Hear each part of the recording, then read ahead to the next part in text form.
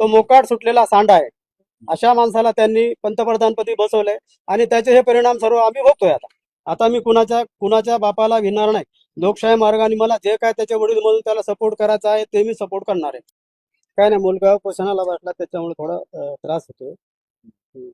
त्याला उपोषणाची सवय नाही. तो काही मुरलेला राजकारणी नाही. एक जस्ट एक शिक्षण कंप्लीट करून भारतात आलेला भारताचाच एक नागरिक आहे. आणि जे काही तो न्यूज पेपर जो लीक झाला त्याच्यामध्ये ज्या काही आत्महत्या केल्या आणि माननीय सुप्रीम कोर्टाचे न्यायमूर्ती त्यांनी एक काही कॉमेंट केलं, त्याच्या अनुषंगाने त्यांनी एक उपराधात्मक कॉक्रोच वगैरे काहीतरी पार्टी काढली आणि त्याला 7-8 दिवसामध्येच 22 लाख लोकांचा 2.25 कोटी लोकांनी सपोर्ट केला. आणि त्या विद्यार्थ्यांनी याला अपील केलं की तू तिथे बसून हवेत काय गप्पा करतो, इकडे ये इंडियामध्ये आणि इथे तुला काय करायचं ते कर. म्हणजे तो इथे त्या भावनेच्या भरात इथं आलेला आहे. तो मी त्याला खूप रिक्वेस्ट केली होती की इकडे येऊ नको तू, भारतातलं वातावरण काय सध्या चांगलं नाहीये. मी त्याला सांगितलं होतं इथलं सरकार चांगलं नाहीये हे सुद्धा सांगितलं होतं त्याला. लोकांचे कारण यापूर्वी जे काही आंदोलनं झाले, जे कोणी उपोषणाला बसले, ते GD अग्रवाल वगैरे ते आम्ही सर्व वाचत होतो घटना. मेला व्यक्ती तो, त्याची कोणी काळजी नाही घेतली, तो गंगा शुद्धीकरणासाठी. हे सर्व माहीत असताना आणि एक सुशिक्षित एक जिम्मेदार नागरिक असताना हे त्याला सांगत होतो की मी तुला एवढा कर्ज काढून जे पाठवलंय तर तू इकडे येऊ नको, तिकडे चांगला सेटल हो आणि आपलं सुखी जीवन जग.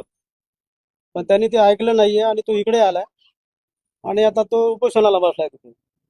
तर जसं सोनम वांगचूक सरांना त्यांनी अचानक रात्री सकाळी उचलून नेलंय, आता ते त्याच्यावर काय ट्रीटमेंट करतायत काय नाही माहित नाही मला, कारण यांची नियत काय चांगली नाहीये. यांनी ज्या अर्थी उचलून नेले, यांना काय तिथे दिल्ली आणि ते त्यांचं काय जंतर मंतर काय असं 300-400 किलोमीटर नव्हतं, जास्तीत जास्त 3-4 किलोमीटरवर असेल. तर त्यांनी तिथं जायला पाहिजे होतं, त्यांच्याशी चर्चा करायला पाहिजे होती आणि त्याची मंतरणी करायला पाहिजे होती की उपोषण सोडा, तुम्ही काय निर्णय आहे ते आम्ही घेऊ, किंवा त्यांना काही आश्वासनं द्यायची असते. पण ह्यांनी तसं काही न करता त्यांना उचलून नेलं तिथून आणि ते उपोषण जे आहे लोकशाही मार्गाने शांततापूर्वक चालणार ते त्यांनी चिरडण्याचा प्रयत्न केला. चिरडला म्हणता येत नाही, पण चिरडण्याचा प्रयत्न चालू आहे त्यांचा. हे सगळं देशाच्या पंतप्रधानांना म्हणत होते की देशाच्या पंतप्रधानांना कळलं ही लोकशाहीमध्ये भारतीय लोकांची चूक आहे. त्यांनी अशा व्यक्तीला निवडून दिले की ज्याला कुटुंब नाही, मूल नाही आणि त्याला संसाराचा कुठलाही व्याप नाही. त्याला संसारामध्ये ज्या काय गोष्टी लागतात, ज्या कुटुंबामध्ये ज्या गोष्टी लागतात, त्याला त्या गोष्टीचं काही देणं घेणं. तो मोकाट सुटलेला सांडा आहे. अशा माणसाला त्यांनी पंतप्रधानपदी बसवलंय आणि त्याचे हे परिणाम सर्व आम्ही भोगतोय आता. म्हणजे तर मनुष्य प्राण्यांचं हो आहे ना, मनुष्य प्राणी सर्व प्राण्यामध्ये श्रेष्ठ आहे.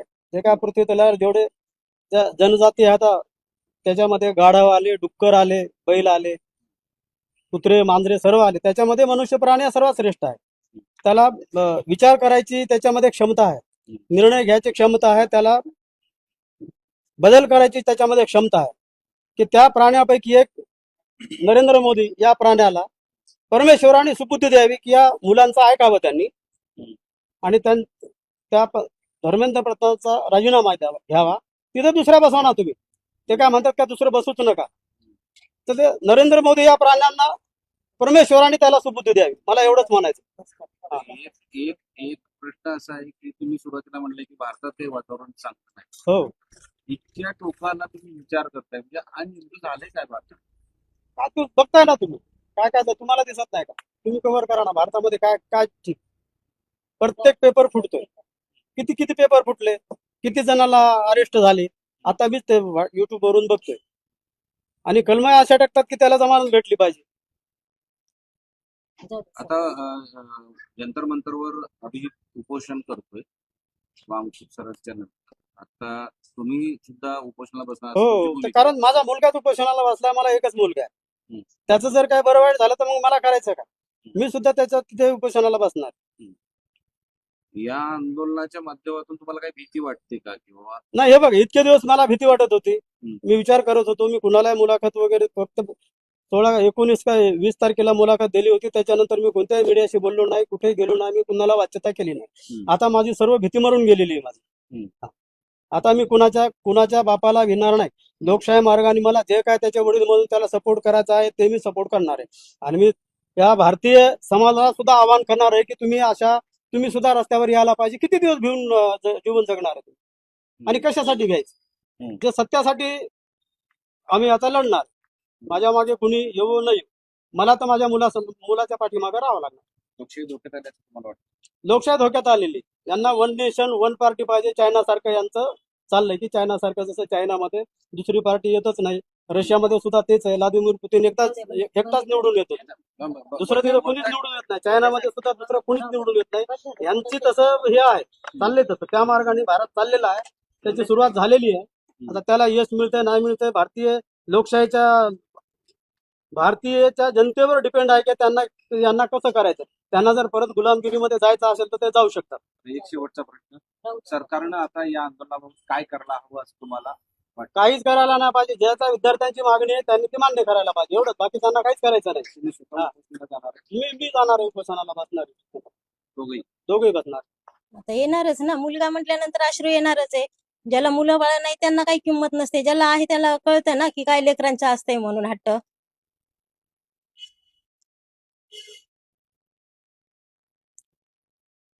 चांगलं सुरळीत चालू होतं ना. आता 20 तारीख होती सोमवारी. 20 तारखेच्या नंतर त्यांनी काय करायला पाहिजे होतं, करायचं होतं ना. काय तिथं काय हाणामारी नव्हती, शिव्या गाळ्या नव्हत्या का, कोणतं वाईट शब्द पोरे बोलत नव्हते, काहीच नव्हते. मस्त चालू होतं त्यांचं. आणि सर्वजण आता त्यांना जास्त प्रोत्साहनही देत होते. 2 दिवसासाठी त्यांनी सर्व विस्कळीत करून ठेवलं ना त्या आंदोलनाचं. 2च दिवस राहिले होते ना. तो आज 1 महिना झालं बाहेर आहे. तसा तर 2 महिन्यापासूनच आहे. 6 जून पासूनच तो ह्याच्यामध्ये आहे, दिल्लीच्या ह्याच्यामध्ये. आम्हाला आता वाटत होतं की 21 तारखेला तो घरी येईल. 20ला काय त्याचं आंदोलन काय होते काय माहिती, पण 21ला घरी येईल म्हटलं तो.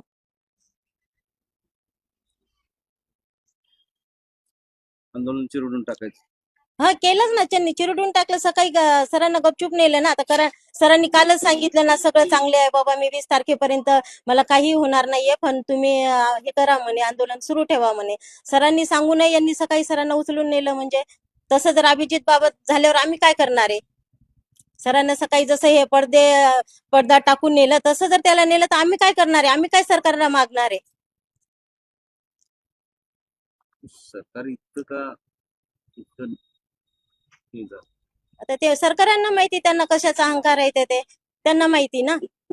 त्यांनी असंही नाही की राजीनामा नसता दिला, फक्त सीट जरी त्यांना दुसरा मंत्री ठेवला असता तरी पोरांना वाटलं असतं की नाही बाबा, एक तरी ऐकलं आमचं, की नाही त्यांना राजीनामा दिला पण दुसरा मंत्री दिला त्या ठिकाणी. त्यांना दुसरं द्यायचं होतं ना कोणतं तरी मंत्रीपद. मग पण लेकरं आज 1 महिन्यापासून परेशान आहे, तिथं न खाता पिता परेशान होता. तर एवढं लेकराची तरी काळजी करायला पाहिजे होती ना सरकारने. आज कठोर निर्णय घेतलाय. हो ना, आज त्यांनी आमरण उपोषण घेतलंय ना. तुम्हाला चिंता वाटते? हा, मग चिंता आता वाटणारच ना. आई वडील म्हटल्यानंतर चिंता वाटणारच ना. प्रत्येकाला आपल्या आई वडिलांच्या लेकरांची काळजी नसते का? जे निर्दयी आहे त्यांना नसेल लेकरांची काळजी, पण आम्हाला आहे ना काळजी. एक तर त्याचं चांगलं लाईफ तिकडं होतं, मस्त सेटल झालेला होता, त्याला काही एवढं हेच नव्हतं ना. आणि चला बाबा, त्याचे जवळचे नातेवाईक नव्हते त्याच्यामध्ये की चला त्याचे जवळचे कोणी आहेत म्हणून तो मागणी करतोय. तुम्ही पण सोबतच जाणार? हो, जाणार ना आम्ही. आज बघू त्याचं काय होतं, तर आम्ही उद्या रविवारी जाणार ना. मग तुम्ही पण उपोषणाला बसणार? हो, बसणार त्याच्यासोबत. लेकरासाठी तेवढं तर करावंच लागणार ना आता. हे सगळं सरकारच्या लक्षात येत नाही असं वाटतं का? जस्ट नागरिक पालक म्हणून तुम्हाला का? हो, वाटतंय ना, सरकारच्या लक्षात येत नाही ना. कारण लहान लेकरांनी जरी बिस्किटचा पुडा मागितल्यावर आई वडील पटकन काढून देतात, तसं सरकारला मुलं बाळा नसल्यासारखंच झालं ना. त्यांना काही चिंताच नाहीये ना. आपण लेकरांना रडू देतो का जास्त? हट्ट जर केला रडू देतो का लेकरांना? आपण काहीतरी मागण्या करतोच ना त्यांच्या पूर्ण. 10 रुपयाच्या ऐवजी 5 रुपये देऊन तरी आपण लेकरांचं मन समाधान करतो ना. तसं त्यांचंही करायचं पाहिजे होतं ना त्यांनी समाधान. इतकं निर्दयी कसं काय? आता काय माहिती निर्णय कशामुळे झालेले, आम्हाला काय माहिती त्याच्यातलं, सरकारचं आम्हाला काय माहिती. हुकुमशाही सुरू असं वाटतं? आता असेल हुकुमशाही, त्याच्यामुळेच त्यांना सरांना उचलून नेलं ना. त्याच्यामुळेच नेला असेल ना. आता काय करायला हवं परत सरकारनं असं तुम्हाला वाटतं पालक? काय नाही, तेवढा एक त्यांची मागणी मान्य करायला पाहिजे, त्या दुसऱ्यांना कोणाला द्यायला पाहिजेत मंत्रीपद, झालं पोरे खुश होतात ना.